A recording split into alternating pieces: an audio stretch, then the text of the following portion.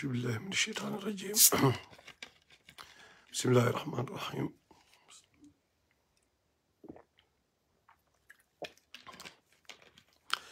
jégalu de baat bi dafa xaw a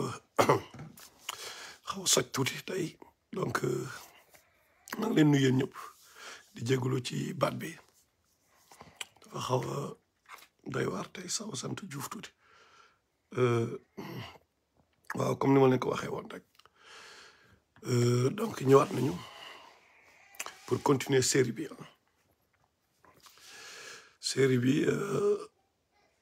bi ma tuddee juste pour exposer les mensonges de Sonko, Ousmane Sonko. Okay. So, bon, le temps mbokk yi dugg si démb moom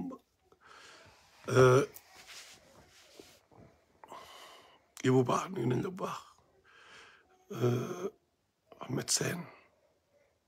incha allah léegi naa la ñu inbox donc le temps mbokk yi dugg si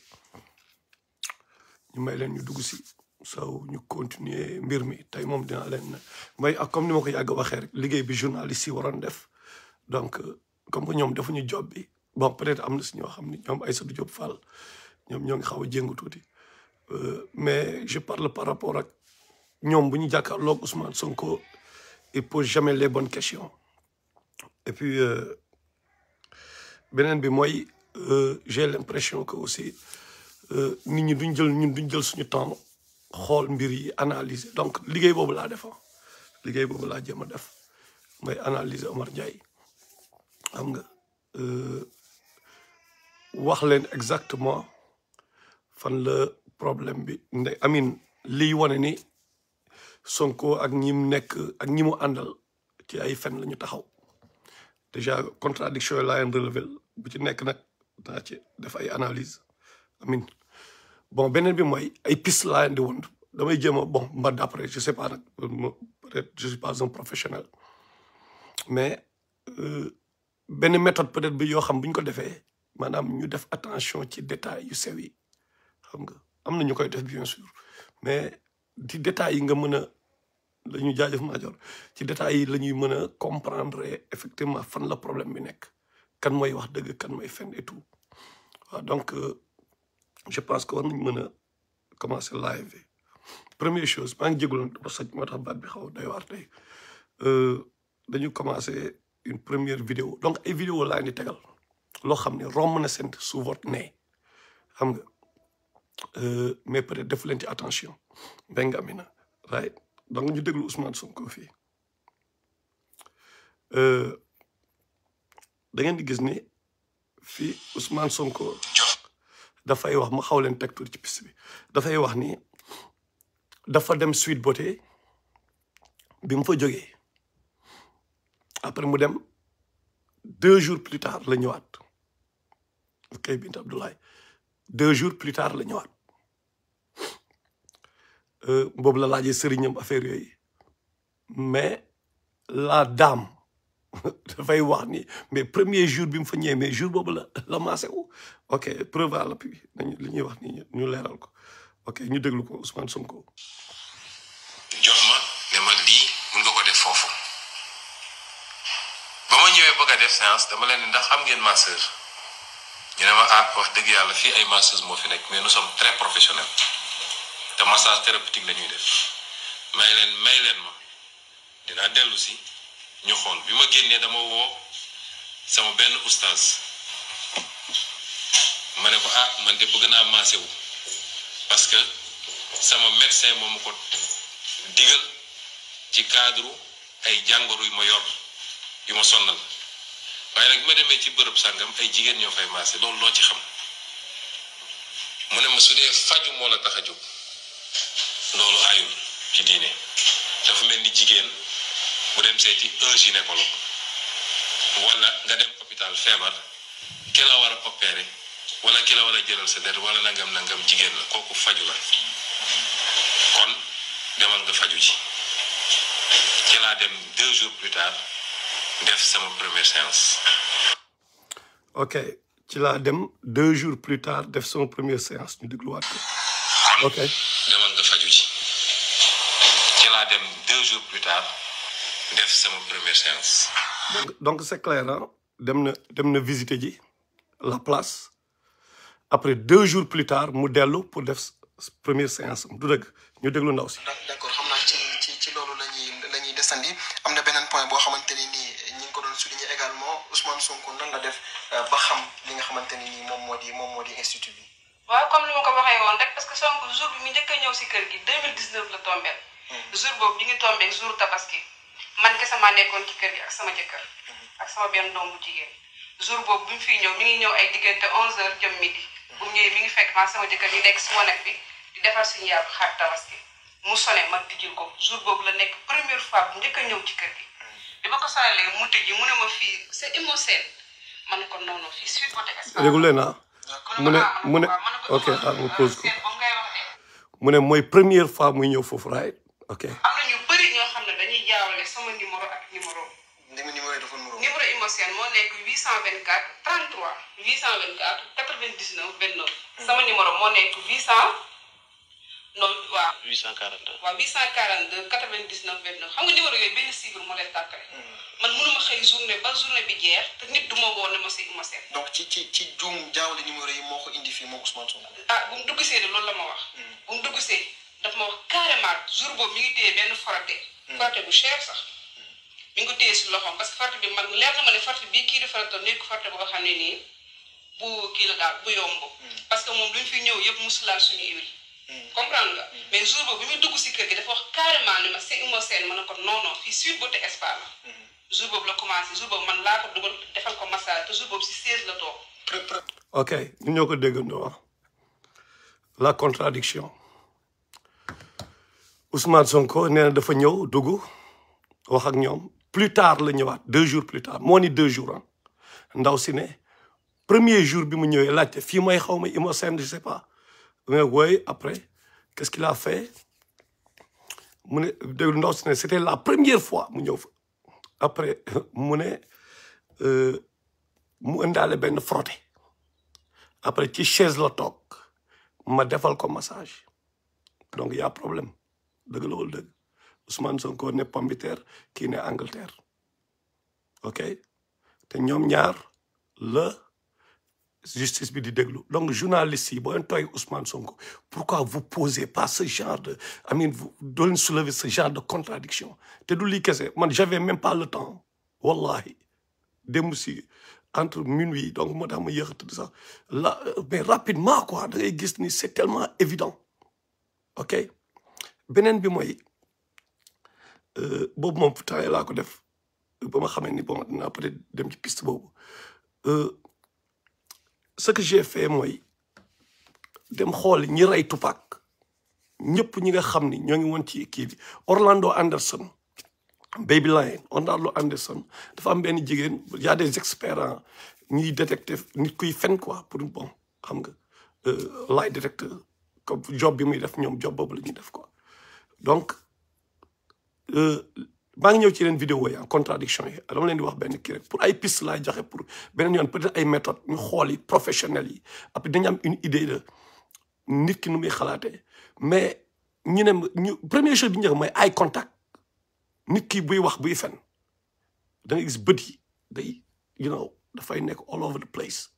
ma gis ko ci ndaw si gis ko ci jëkkëru ndaw si gis ko ci Ousmane Sonko ok beneen bi aussi ci même enquête bi ma xool policiers yi lii ay parenthèse la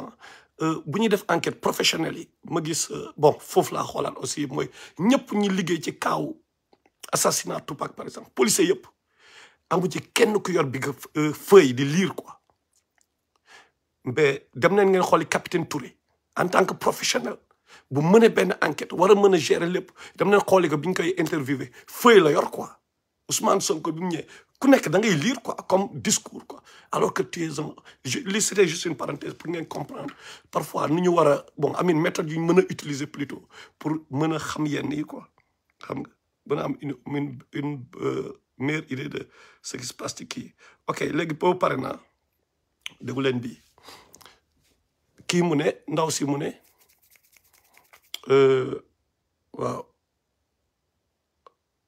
mu ne mu tëdd ndaw si fii mooy contredire boppam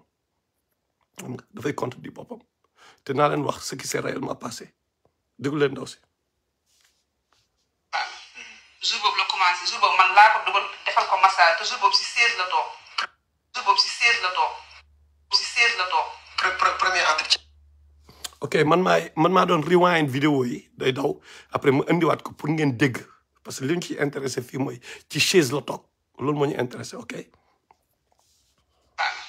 jour boobu la commencé jour boobu man laa ko dugal defal ko massage te jour boobu si 16 la toog jour boobu si 16 la toog si 16 la toog. premier entretien. ok ñoo ko déggandoo jour boobu ci chaise la toog laay léegi déggu leen ndaw si encore ci biir. parce que élèves yëpp dem nañ ñibbi. mu ne ma man de sama ginnaaw muy métti moo tàng jër ba xamul lu may def léegi nag farate bii nag bu fekkee yow am nga technique pour massage yaakaar naa soo ko bësalee dina seet. d'accord. léegi si laa ko ne ko ñëwal mu tëdd sama jëkkër mii duma bàyyi ma fen jour boobu mu tëdd ma maasel ko ginnaawam sama jëkkër mii duma bàyyi ma fen jour boobu mu tëdd ma maasel ko dégg ngeen elle dit mu tëdd ma maasel ko ginnaawam dégg leen mu tëdd léegi si laa ko ne ko ñëwal mu tëdd sama jëkkër mii duma bàyyi ñëwal mu tëdd sama jëkkër mii duma bàyyi maa koy arrière pour ngeen dégg mu tëdd bi chaise ak tëdd bi laa bëggoon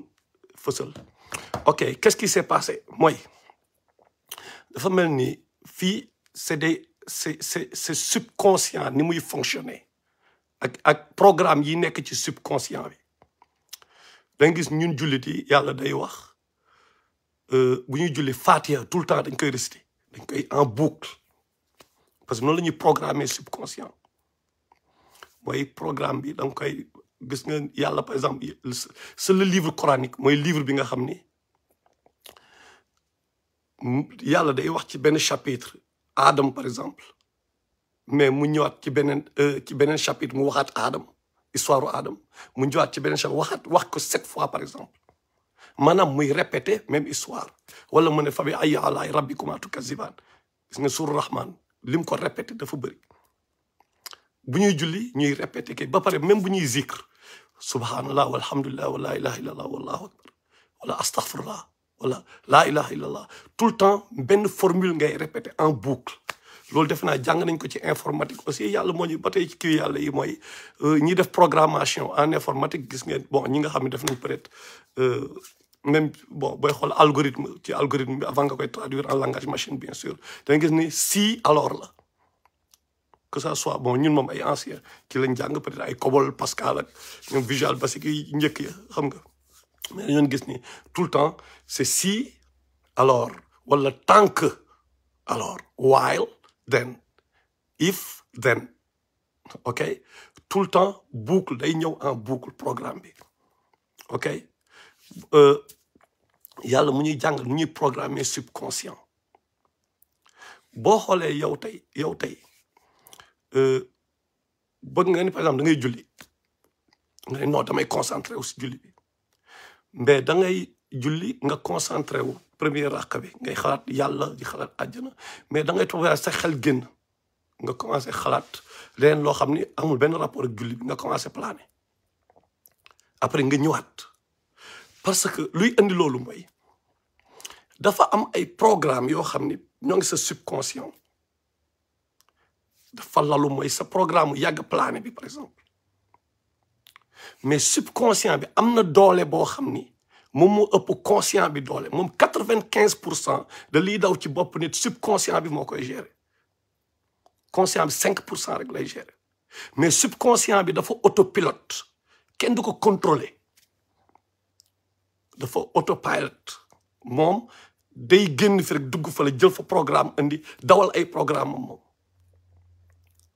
ok loolu mooy indi par exemple yàgg naa joxe exemple bi booy dawal oto ngay jàng dawal oto premier jour ngay dawal oto da ngay dugal vitesse premier da ngay concentré parce que subconscient bi da ngay concentré xam nga yaa ngi xool deuxième fu muy dugg mais 1 an plus tard nga commencé mën dawal boo commencé mën dawal mais da ngay nekk si téléphone bi ngay xool sa nekkatul mais vitesse da nga koy dugal normalement te pourtant xoolatoo premier jour il faut nga xool mais après parce que da nga répété programme bi mooy bi ngay jàng di ko répété ba mu installé wu ci subconscient bi maintenant comme que moom dafa autopilote et tout jaratul nga kii mën nga nekk téléphone bi mën nga di planer mën nga di nekk ci di xalaat say problème mën nga di xalaat waaye fi ma jëm ak yooyu mais pourtant yaa ngi koy def mais yaa ngi dugalaale vitesse bi doo ko tey donc pour ñu revenir ci ce qui s'est passé à mon avis ce qui s'est passé ak ndaw si mooy y'a le programme tëdd Sweet Beauté mais tëdd mooy seen programme bi fay daw en boucle benn programme bu bees lañu bëggoon dugal mooy programme toog ci chaise ok un nouveau programme bu toog ci chaise soit fenkat boobu kéwélu parce que moo ngi toogoon ci ginnaaw moom moo ko wax kii wala ñoom ñu def seen commis wala ndaw si tiit mais ñoom am na lu fa xew ñu ne ndaw si wala ndaw si ci boppam mouchoir mook jëkkëram ñu ne ndaw si non waxal pour kii ci chaise la toog déjà moom tëddul sax dafa masqué wu affaire déjà gis ngeen plané mi day ñëw ne waaye mu yor benn kii bu cher yow nan ngay kii xamoo sax pommade bi mu yor nga ni pommade bu cher la et tout donc day gis ni y a problème quoi maintenant ndaw si bi mu waxee mu ne bi mu ñëwee ci chaise la toog loolu mooy le nouveau programme bi mu war a kii par rapport ak ay fenam pardon bi muy demee pardon fen yi mais no da koy indi quoi day ñëw ne ok ci chaise la toog mais malheureusement ci biir waxam il faut programme di daw ci biir bopp bi subconscient buy këf le programme bi installé wu carrément ci kii bi parce que dafa autopilote moom du ko tey automatiquement lan lay wax day wax mu tëdd naturellement mu tëdd lay wax quoi ok parce que programme boobu dafa am doole te programme boobu moo yàgg a daw foofu ok moo yàgg a daw ci biir ci subconscient moom bon comme neex nga ne oui c'est parce que dafa juum parce que y a trop de contradictions déjà ci biir wax parce que pare guñ ci nga gis ne kii day fen quoi ok mais bu doon loolu mais benn yoon la ok mais foo leen xoolee dégluwaat leen quoi 2 fois la wax mu tëdd mu toog ci chaise ok mais mu tëdd bi daf ko répété 2 fois ok donc loolu wane ni déjà am na lu fa ama par rapport ak fen yi right ma demal dañ ci beneen bu ma détecté ok léegi déglu leen Sonko ak jëkkëru ndaw si ok nu mu tudd ci massage daal di def ay numéro de téléphone am fixe ok fii dafay expliquer bon parce que il fallait ma dagg vidéo bi dafay expliquer après ngeen dem xooli ko quoi nga xool seen bopp parce que déjà gis ngeen ko mu ngi expliquer que moom fi mu dem déjà am na agrément am na numéro de téléphone donc c'est normal que mu dem fa quoi warul am problème quoi donc muy justifier lu tax mu dem fa léegi loolu lay kii après ñu déglu jëkkër ndaw si kii ba pare famille bi moom mbir mi nekk foofu dëkk fa saa su ma demaan foofu pour maasew ci salon bi laa leen di fekk ñu toog ok foofu moo ñu intéressé saa yu ma demee di maasewu ci salon bi laa leen di fekk ñu toog déglu leen salon bi laa leen di fekk ñu toog saa su ma demaan foofu pour maasew ci salon bi laa leen di fekk ñu toog ok saa yu ma demee di maasewu ci salon bi laa leen di fekk ñu toog déglu leen dafa ni saa yu ma demee di maasewu ci salon bi laa leen di fekk ñu toog ñoo ko déggandoo right ok now déglu leen jëkkëru ndaw si biir néeg bi mu toog mu sonné bi mu sonné xale bu jigéen bu tijji le 2 février yow yaa ko fekkee boo doon waxaat février yow yaa ko fekkee boo doon le 2 février yow yaa ko fekkee boo doon waxaat li nga xamante ni moom nga dundee woon mbir mi naka la demee woon. maanaam jour boobu Sonko bi mu doon ñëw fii la ma fekk si biir kër gi fekk maa ngi si biir néeg bi ok mu ne ko mu toog mu sonné bi mu sonné mu ne ko le 2 février yow yaa ko fekkee xam bon wax nañu parce que c'est clair déglu leen moo tax ma insisté ci loolu ma indiwaat ko mu ne ko le 2 février yow yaa ko fekkee donc Sonko bu leen waree fekk ñoom sultan ci salon bi ñu toog ñoom ñaar saa yu fa ñëwee mais comment se fait que le 2 février moom moo ko fekkee nee na sax après moom moo informé sax ndaw sële déglu leen seen bopp. xale bu jigéen bu tijji aji moo tijji bi mu tijjee mu dugg mu ne wax xale bu jigéen Sonko moo ñëw ma woo fi naa man ko Sonko de ñëw na mu ne mu ne xaar ma woo aji fekk aji muy jox ko munu kaa jot bi mu wootee annonce bi benn xale bu jigéen jël ko mu ne ko ana aji mu ne aji muy ci ruq bi di wuy téléphone mu ne ok le 2 février yow yaa ko fekkee. biir néeg bi mu toog mu sonné bi mu sonné xale bu jigéen bu tijji février yow yaa ko fekkee boo doon waxaat février yow yaa ko fekkee boo doon le 2 février yow yaa ko fekkee boo doon waxaat li nga xamante ne moom nga. ok mu ne ko le 2 février yow yaa ko fekkee xam nga ok le 2 février yow yaa ko fekkee waa ji confirmé loolu ne moom moo ko fekkee le 2 février moom moo fa nekkoon moo doon contrôler gàlle bi Sonko ne saa yu ma duggee ci salon bi laa leen di fekk ñu toog déjà kër gi même bu fekkee ndaw sali moo nga fa c'était dispersé quoi tout ku nekk yaa ngi say activité laa bëgg wax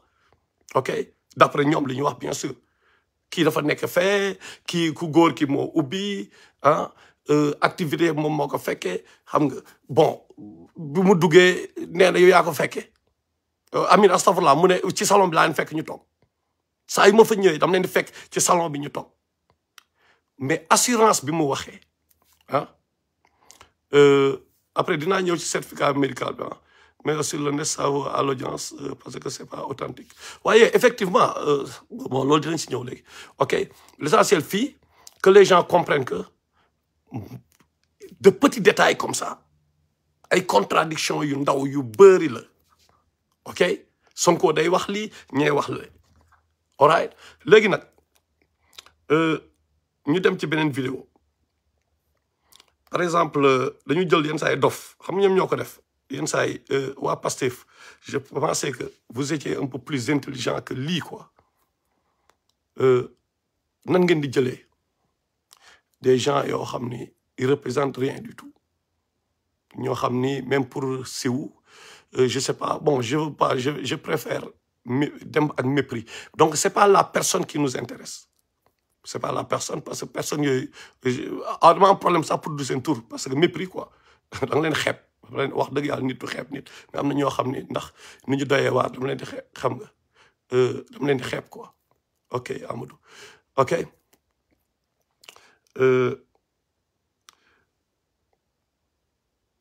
déglu leen fii mooy waa Pastef dina ko arrangé ci ndigam bi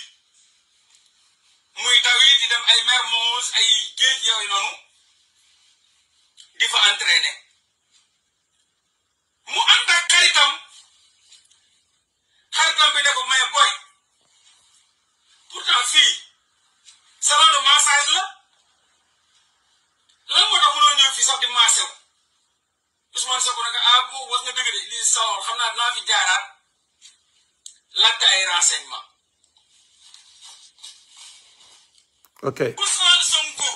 lu tax parce que genre dof yi moom jarul ma leen di tegal c'est juste pour ngeen comprendre ñoom li ñuy utiliser parce que dañuy wax tout le temps ay renseignements généraux ñoo ma jox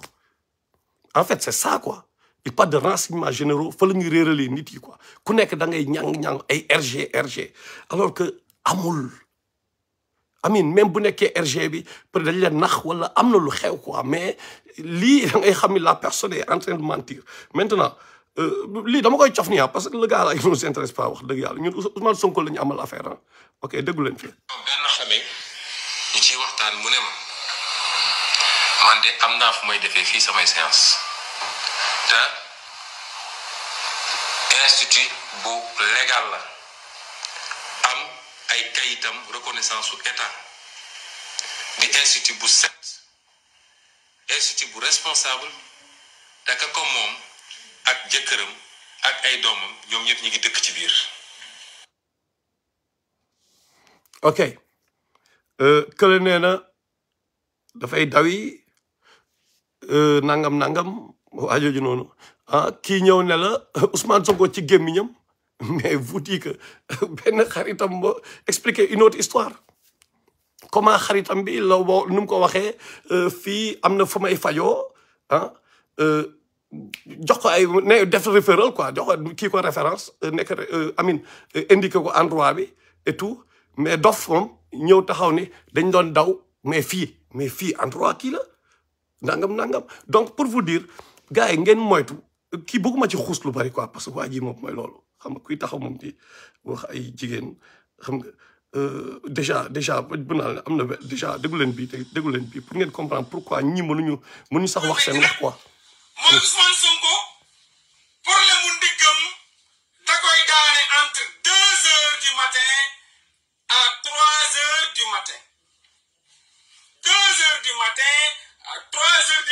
ok waa ji nee na RG yi ñoo ko renseigné RG yi ay nañ dem ba dugg ci ndigg ok déglu leen Ousmane Sonko. nee nañu dafa dem 21h naam dem naa fi 21h parce que li ma yëg ci sama yaram ba xam ni war naa dem defi sama séance de massage man maa ko xam. ok donc dem na fa 21h ah ok 2h du matin 3h du matin 21h donc kooku paqueté nañ ko quoi xam nga on va pas perdre du temps à parler de certains énergumènes là xam nga maa ngi siy jégalu sax li ma ko teg you know parce que boxe wuñ ci même ring bi et puis Ousmane Sonko moo ñu intéressé anyway donc lii dama teg quelques kii la rek yu ma mais boo leen continuer les seen bopp di ngeen gis contradiction yi quoi il y a tellement de contradiction gars yi seen wax yi mais journalistes yi ñoo waroon def liggéey bi leneen li ma gën a intéressé ci wax ji mooy Ousmane Sonko avant affaire Adji Sarr bi dafa doon wax ni parce que léegi gis naa bon yónnee nañ ma benn déclaration bi mu def bi muy wax ay waxi sœur laa xaw ma nu mu demee noonu gars yi di ko kaañoo bon mais dafa mel ni dafa tiit laa xaw ma da nga koy yërëm sax parce que on a l'impression qu'il a la trouille quoi ok léegi laa la wax sax ni muy ñëwee avant affaire Adji Sarr bi ñun loolu xamoon nañ ko depuis jamono ñu koy jàppale ok xamoon nañ ko mooy bon dañ doon bàyyi mu jàll quoi parce que affaire Adji Sarr bi amagul mais waa ji ne moom du mës a génnal benn sénégalais Ousmane Sonko ne moom du ñafel amin génn ci mbedd bi comme li muy woote ni mortel combat mais nee na moom du defal benn sénégalais mortel combat loolu doon wax tant que sénégalais génnuñu mais nag bi sénégalais yi génnee mortel combat moom génnul xam naa am na ñu naan ok li ngay wax ni foo ko teg man may wax preuve damay tegal ay preuve quoi caporal déggu leen caporal Ousseynou Fall moom depuis le début moo ngi woon ci xeex bi quoi ok xaar leen waaw bàyyi leen ma il faut ma génn ok donc jéegulu sànq dafa kii yoon yéen may dégg bu fekkee tout va bien donc caporal Ousseynou Fall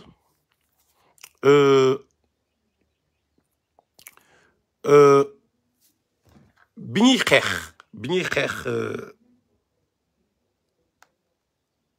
il y a quelques années de cela ay 2019 xoolal fekkee na nee na parce que li ko kii yoon mooy Ousmane Sonko jamono lii nii audio bi dafa yàgg quoi parce que dama ko doon wër en fait parce que audio bi déggoon naa ko depuis jamono yooyu mais dama ko doon wër mënu ma ko am heureusement kenn ci mbokk yi yónnee ma ko ok déggu leen caporal Ousseynou Fall. sama bët ci armée la yàqoo mais wax naa leen ko ñoom Ousmane Sonko boobu mu ngi nekk réunion peut-être waa 1 million de marche ñu nekk ci groupe bi peut-être nañ ci xam dara dem nañ fële à City Business ne fa réunion dans le cadre de pause mi nga plateforme opérationnelle pour la sécurisation des élections maître Adama Gueye moo ko jiite woon lañ fa tënkoon la ma leen waxoon defuñu ko dama leen Macky Sall dem na umra balaa moo ñëw dañ ko relevé bale gars yi ne ma non duñ def coup d'état Issa Sall ci boobu moo njëkk a duñu taxawuñ pour coup d'état Sonko tamit ne caporal Ousseynou Fall moom sañ naa jël bakkanam tay la ko ci mbedd mi mais man Ousmane Sonko li may wax ni je l'assume et c'est lui qui l'a dit devant tout le monde devant les Thierno Alassane Sall devant tout le monde devant les Thierno Bocoum les juges dem moom moo ko wax man Ousmane Sonko du ma jël sama bakkan di ko tay la ci mbedd mi ngir Sénégalais yi tant que Sénégalais yi génnuñu man maa ngi sama kër tëdd il l'a dit te du ko mos a nier. ok caporal Ousseynou Fall loolu la wax nee na jour boobu réunion bi loolu moo am ok maintenant tem gars yi di jéem a weddi léegi dégg leen Ousmane Sonko ci boppam.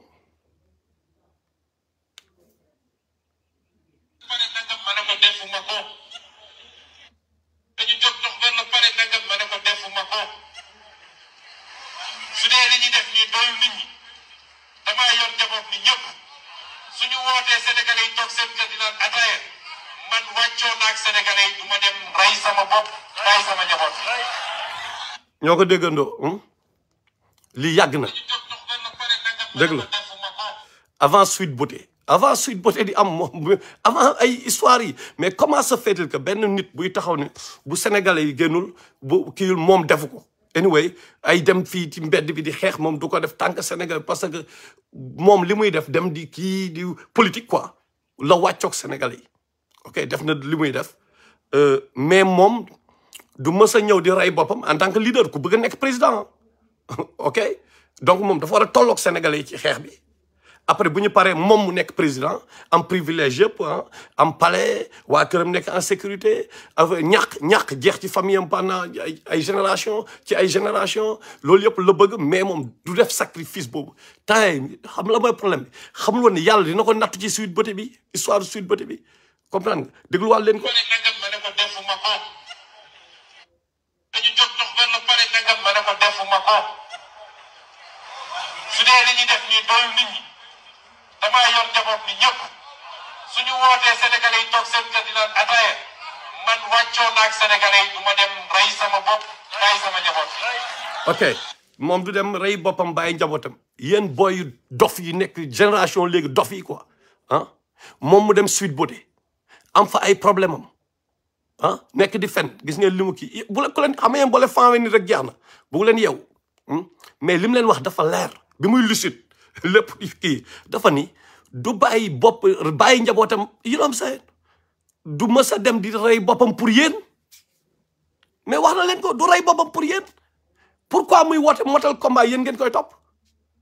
alors que moom dafa war a régler ji na leer d'abord ñun waxuñu def na wala deful dañoo ne juste na leer salaamaaleykum maaleykum salaam ngay noo complot la nga politiser mbir mi parce que loolu la def salaamaaleykum maaleykum salaam mu politiser dañ maa complot non yow yaa dem foofu ok yaa fa dem so moo ngi noonu daal yéenay xool ku nekk kenn moomu fi kenn ku nekk li la arrangé ngay def mais aussi Macky Sall tamit dañ koy lancer un appel gars yi li ñu mel instant bi mooy dañoo xiif tamit quoi gars yi de Sénégal dafa metti heure bii dafa metti loolu il faut tamit bu nekkee Macky Sall da ngay defar ay train yaa ngi defar ay stade mais defal gars yi lu ñu lekk d'abord ak lu ñu faju quoi gérer loolu c'est important parce que bu loolu mooy créer monstre yi da ngay créer ay monstre yaa ngi créé ay mo du yow sax Macky Sall kese mais depuis ay Ablaye Wade la depuis ñoom Senghor ñoom ñëpp système bi fi nekk parce que li ñuy dund yëpp conséquence la da ngeen di créer des gens yoo xam mais booy yi bu ñu paree bu ñu demee di jëli ay gaal quoi booy boo xam dafay jëli gaal quoi mu wóor ko ni mais tem mu dee foofu di traverser ay Libye ay désert mais kooku mais dafa sës quoi moo tax yenn boy dañuy saaga bon benn instant da lay bëgg defal bagage yenn boy sax xam lañ nu mu demee quoi comprendre mais da nga ok ay victimes la ñu whatever da nga ni yërëm au contraire quoi mënuñu ñëw tamit mais gars yi peuple bi mais ñii ñoo choisir ne dañuy diriger quoi ñun mësuñu dem ci kër kenn ñu ne kaay nga diriger ñu waxuñu Macky Sall kaay nekk suñu moo volontaire Ousmane Sonko moo volontaire Thierno Alassane Sall moo volontaire Abdourahmane Diouf moo volontaire Thierno Bocoum moo volontaire ok Ablaye Wade ñëpp ñoo ñëw ne ok jox leen ma gérer donc ay responsabilité la pouvoir dafa ànd donc nañ ko gérer ñoom quoi ñun peuple bi mais gars yi dañ ñu war a ragal mais waruñu ñu yàpp et l'État vraiment Sonko ay action yi muy def mais bordel amin laisser aller bi dafa bëri tamit laisser aller bi dafa doy waar donc Macky Sall des na fii ak élection c'est di 2 ans des na 2 ans mais fexeel booy am lu ñu lekk concentré wul foofu c'est-à-dire rafet na et tout mais ba pare parce que bu booy amul lu ñu lekk seen école yi defaruñ ko et tout mais teer xel yi du daw stade après dañoo neex a influencer neex a nax parce que gars yi dañoo nekk di manipuler xale yi instant bi te xale yi rek ñoo ci dee 14 ñoo dee 14 xoolal tey 14 ñoo perdre seen bakkan ñëpp ay pauvre lañ donc képp koo xam ni da nga bëgg yaa ngi am de patriotisme moo ngi ci yow mais da ngay jàppale nit ñi te yàlla tax d'abord quoi bu loolu tu vas créer des monstres te loolu ngeen nekk di créer ay monstres ñoom Sonko profiter ci quoi di manipuler boy yi jël boy yi daf leen bouclier quoi parce que lan bëggoo dem fële kii ba mais bon tey bu ñu gisee sorti yoon bi dañu xam ne xaw na tiit kanam te nee na dina dem bon yàlla moom na génn dëgg ji moom xam nga dëgg ji génn et puis mu jeex quoi nuyu naa leen ñëpp mbokk yi jaayef di jégalu amee wax yu exagéré wala waree nuyu naa leen ñëpp